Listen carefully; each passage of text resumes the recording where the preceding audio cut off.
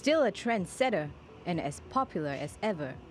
Despite fears iPhone sales were losing steam, Apple isn't losing its big bite of the global smartphone market just yet.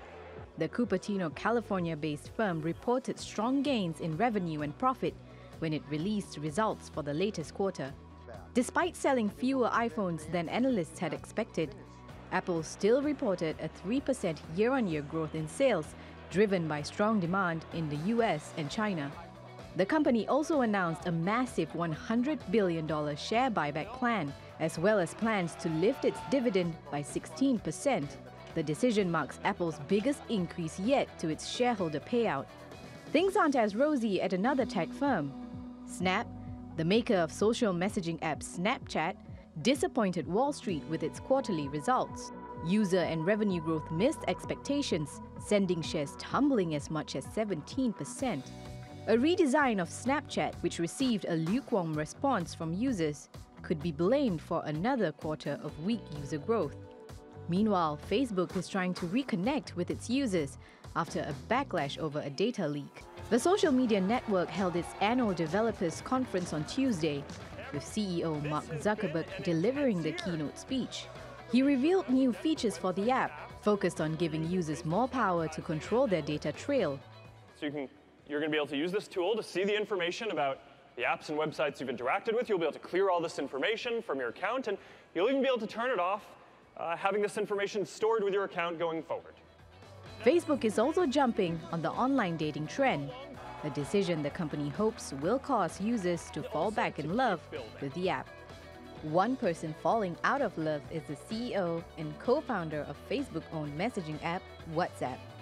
Known as one of the company's strongest privacy advocates, Jan Koum announced his departure on Monday, reportedly after a disagreement over WhatsApp's encryption features.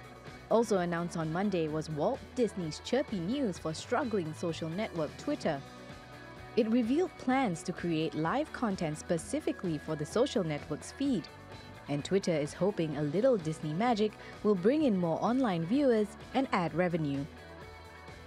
Laila Humaira, TRT World.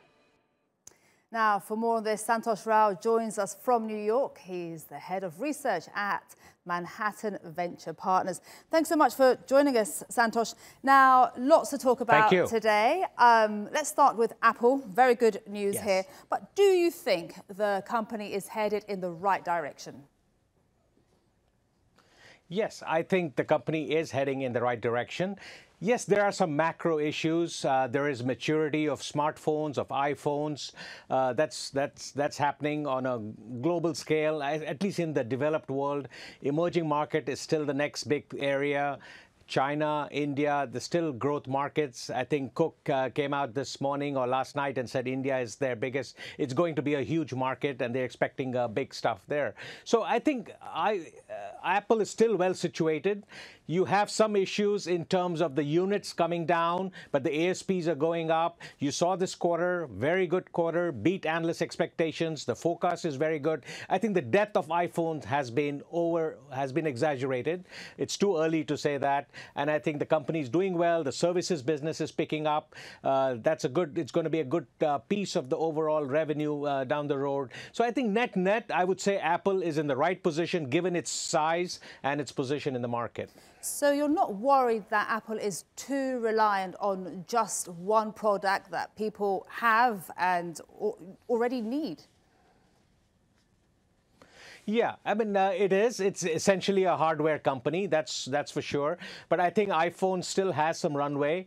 But the services business is picking up very well. At this point, I think it's about roughly 30% of the business, kind of getting there. In fact, Tim Cook wants to make it a $50 billion business. Right now, I think they're on a run rate of doing close to $40 billion. So I think that's a huge business that's going to pick up. It's diversify, and it brings people people in, keeps people in the ecosystem. So I think services is going to be a big part. And then you have other areas coming on. The wearables and other areas have still to kick in. The watches and the TV down the road. So there's so many levers to pull down the road. Meanwhile, I think the iPhone will hold and continue to give the company the liquidity it needs to go and invest in other areas. And let's talk about that liquidity. It's handing back billions of dollars to shareholders. Is that the right place to be putting Apple's money? Yes, it is. I mean, they're literally a bank.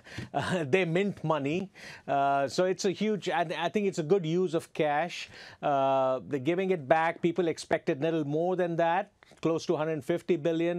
100 billion is still not bad. But I think they're getting there. I mean, they are looking for, they're still kicking in a lot of cash flow every quarter, even after giving that much money. So I think this is good. They have money to make acquisitions. They have money for R&D. So it's very well funded, and it's a cash cow. Okay. Literally, I like the iPhone is. Lots of optimism there with Apple. What about Facebook? How optimistic are you there? And finding love on Facebook, that's the news today. Do you think that a dating app is the right way to go now for Facebook, given all the scandal it's just been through?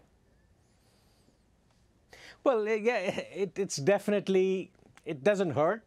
I think the big thing with Facebook right now, it wasn't about this quarter. They delivered a great quarter.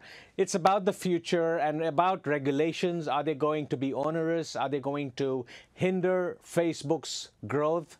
But at this point, looks like Zuckerberg is addressing the issue head on. He's comforting the regulators. So he's been saying the right things, doing the right things.